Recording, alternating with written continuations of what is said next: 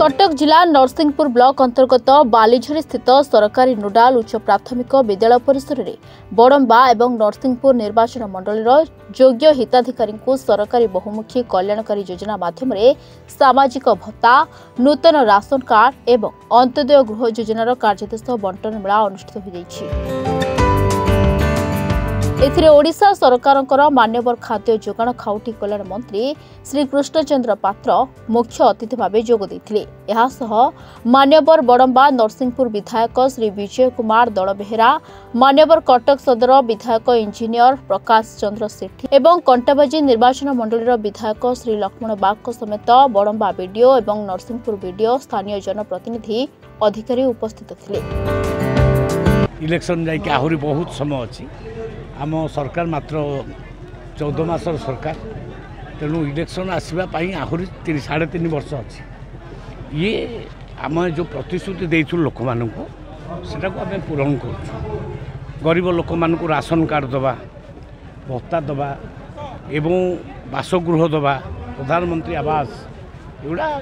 राजनीति करा जाए ना। मोर सौभाग्य जे भटारी माटी आज आसी पहुँचली एवं मान्यवर विधायक विजय दलबेहेरा एवं मान्यवर विधायक प्रकाश सेठी मते निमंत्रण करथिले। आउ एठी मु देखिली पाग खराब सत्वे हजार हजार लोक उपस्थित अछंती माँ भौणी माने आउ चाषी बंदी सबू लोक मैंने आछंती बहुत मते खुशी लगिला एवं समस्त को राशन कार्ड समस्त आज पाइबे किए घर पाइब किए भत्ता पाइब ये हूँ आम सरकार प्रतिश्रुति आम जहाँ कही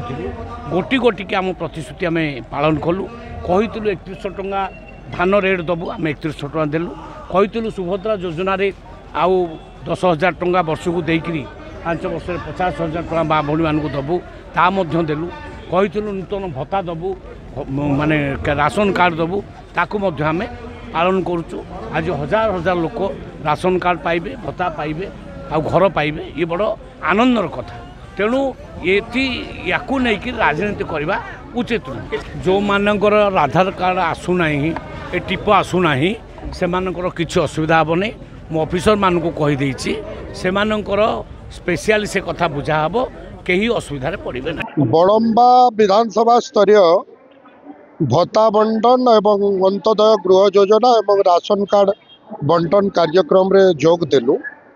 बहुत सुंदर भाव रे अंचल हिताधिकारी माने तांकर अधिकार साब्यस्त कले एवं मु तो धन्यवाद देवी बड़म्बा विधानसभा विधायक को मान्यवर विजय दलबेहेरा से बहुत सुंदर भाव रे अंचल हिताधिकारी मान को चयन कराई तांकर कार्यक्रम सुचारू रूपे पालन करी आसुचन। एही भली लोकंकर सेवा कले निश्चित भाव रे ओडिशा 2036 मसीहा पर्यंत हमर विकसित हेबो एवं 2047 मसीहा पर्यंत भारत वर्ष विकसित हेबो। अनुभव देखंतु आमे भी छोटरू बड़ हेचु एबे भी आमे निज को बड़ मने भाबु नै आमे लोकंकर सरकार सबु बेले लोकंकर घर को जीवु लोकंकर सहित कार्य करिवु लोकंकर सेवा करिवु एवं लोकंकर दुख सुख सहित मिलीमिशी रहिबु। एटा तो माँ भटारी कांकर आशीर्वाद तांकर माने डाकिवार थिला